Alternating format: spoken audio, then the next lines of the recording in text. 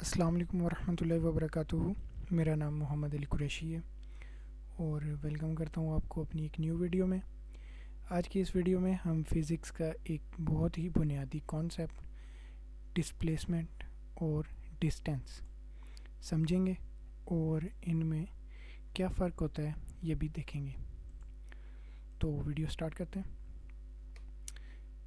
सबसे पहले अगर हम इसकी डेफिनेशन की तरफ गौर करें तो डिस्टेंस हमारे पास टोटल लेंथ होती है किसी भी ऑब्जेक्ट की जो कि वो पाथ ट्रैवल करता है। ठीक है, एक बात होगी कि ये टोटल लेंथ है और ये वो लेंथ है जो कोई भी ऑब्जेक्ट जिससे ट्रैवल करके आता है। ठीक है, इसको भी हम समझते हैं और इसमें डायरेक्शन नहीं होती, ये बात आपने याद रखनी है।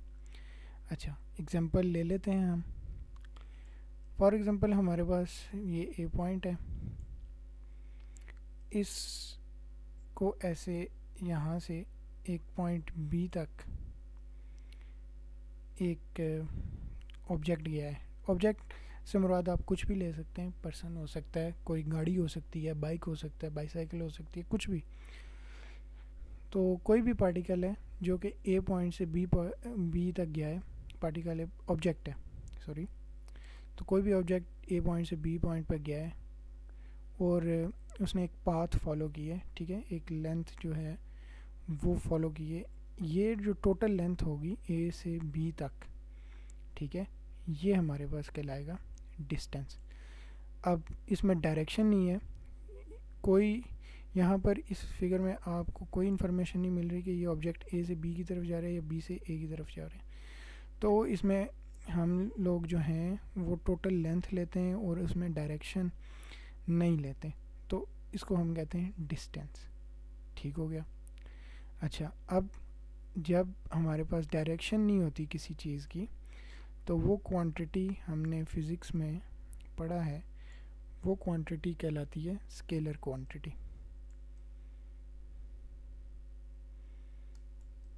ठीक हो गया, ये बात भी हम समझ गए कि डिस्टेंस जो है हमारे पास ये एक स्केलर क्वांटिटी है। अच्छा, इसके बाद इसके अगर हम एसआई यूनिट यानी कि सिस्टम इंटरनेशनल में जो यूनिट है उसकी तरफ हम देखें तो क्योंकि ये देखें सिस्टम इंटरनेशनल यूनिट, तो क्योंकि ये देखें ये लेंथ है और लेंथ जो है 7 बेसिक यूनिट्स में से एक है इसका भी यूनिट। तो लेंथ का यूनिट होता है मीटर, तो इसका भी यूनिट क्या हो जाएगा, मीटर। क्योंकि ये भी डिस्टेंस ही है, डिस्टेंस जो है वो लेंथ ही है एक किस्म की, तो इसका भी यूनिट आ गया मीटर। ठीक बात होगी। अच्छा, अब इससे मिलती जुलती टर्म है डिस्प्लेसमेंट। डिस्प्लेसमेंट में दो तीन बातें। नंबर वन कि स्ट्रेट लाइन होगी। ठीक है, जैसे ये देख रहे हैं आप कर्व पाथ है, तो डिस्टेंस में कर्व पाथ हो सकते हैं, मगर जो आपके पास डिस्प्लेसमेंट होगा वो स्ट्रेट लाइन होगी। नंबर वन चीज़ आ गई। उसका कोई ना कोई स्टार्ट और एंडिंग पॉइंट होगा, ये दूसरी बात होगी। और तीसरा, उसकी एक डायरेक्शन होगी। तो तीन चीज़ें होंगी आपके पास। एक आपके पास स्ट्रेट लाइन होगी, स्टार्टिंग और एंडिंग पॉइंट हो गया, और स्पेसिफिक डायरेक्शन होगी। तो अगर ये तीनों चीज़ें आपके पास हों तो जो क्वांटिटी बनेगी उसको हम कहेंगे डिस्प्लेसमेंट। अच्छा, यही फिगर दोबारा ले लेते हैं।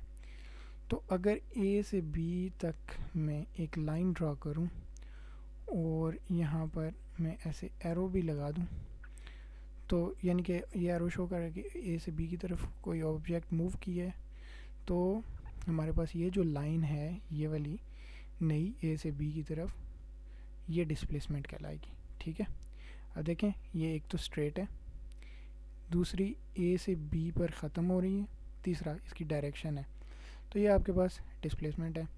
अब डिस्प्लेसमेंट की क्योंकि डायरेक्शन आ गई तो ये एक वेक्टर क्वांटिटी है, यूनिट इसका भी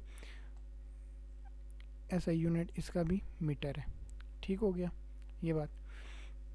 अगली हम फिगर देखते हैं और इसको बेहतर समझने की कोशिश करते हैं।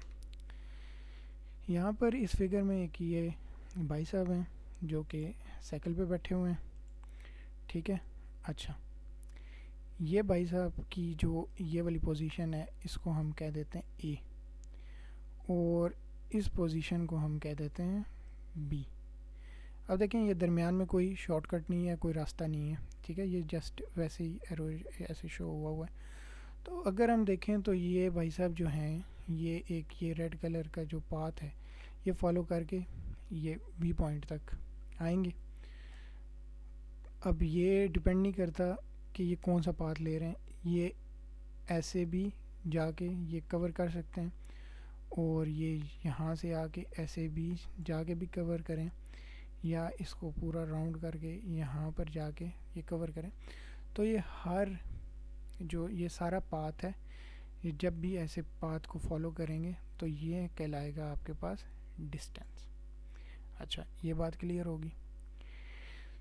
अब ये आपके पास यहाँ से पॉइंट ए से बी की तरफ ये जो डिस्टेंस बनेगा, ये जो डिस्टेंस कह रहा हूँ, ये जो लेंथ बनेगी ये आपके पास कहलाएगा डिस्प्लेसमेंट।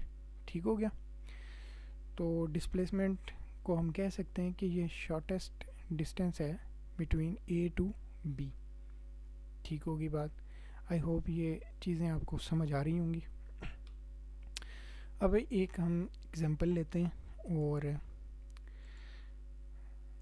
आपने इस तरह करना है कि वीडियो को पॉज करना है। जब आप ये क्वेश्चन सुन लेंगे और इसे सॉल्व करने की आपने कोशिश करनी है, फिर आपने ये दोबारा कंटिन्यू करनी है। तो फॉर एग्ज़ाम्पल यहाँ पर ओ एक पॉइंट है जो कि इसके सेंटर पे है, ठीक है, इस रेक्टेंगुलर के सेंटर पे है। एक ऑब्जेक्ट है जो कि चलना शुरू करता है और यहाँ पर स्ट्रेट लाइन में मूव करके ए पॉइंट पे पहुँचता है। ठीक हो गया। अच्छा, पहुँच गया जी। उसके बाद वो फिर स्ट्रेट लाइन फॉलो करता है और यहाँ पर एक पॉइंट बी पे पहुँचता है और यहाँ से एक पाथ फॉलो करता है और इस ओरिजिन के बराबर यहाँ पर एक पॉइंट सी जो है वो है और ये यहाँ पर पहुँचता है। ठीक है। अब आपने बताना है कि इसका डिस्प्लेसमेंट क्या होगा।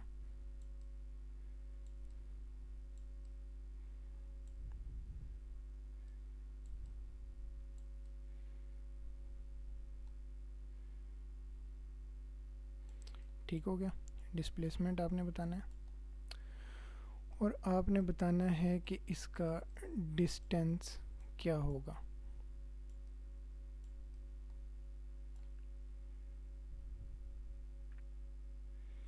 आई होप ये आपने कल कैलकुलेट कर लिया होगा। ठीक है। अच्छा देखें, हम इसे सॉल्व करने की कोशिश करते हैं। फॉर एग्ज़ाम्पल बल्कि चलें ऐसे ही हम सॉल्व करते हैं। तो हमारे पास जो डिस्प्लेसमेंट आया सबसे पहले उसको देख लेते हैं वो किसके बराबर है। तो देखें, बेशक उसने पाथ ये फॉलो किया मगर शॉर्टेस्ट जो डिस्टेंस बन रहा है उसको हम किसी और कलर से ड्रॉ कर लीजिए, इस कलर से ड्रॉ कर लेते हैं। तो ये देखें, ये वाला शॉर्टेस्ट तो इसका ये पाथ बन रहा है ना, तो ये ओ से सी ये जो है ये आपके पास जो लेंथ है ये डिस्प्लेसमेंट है इस केस में। जबकि आपके पास डिस्टेंस जो है वो तो आपके पास इक्वल आ जाएगा ओ से ए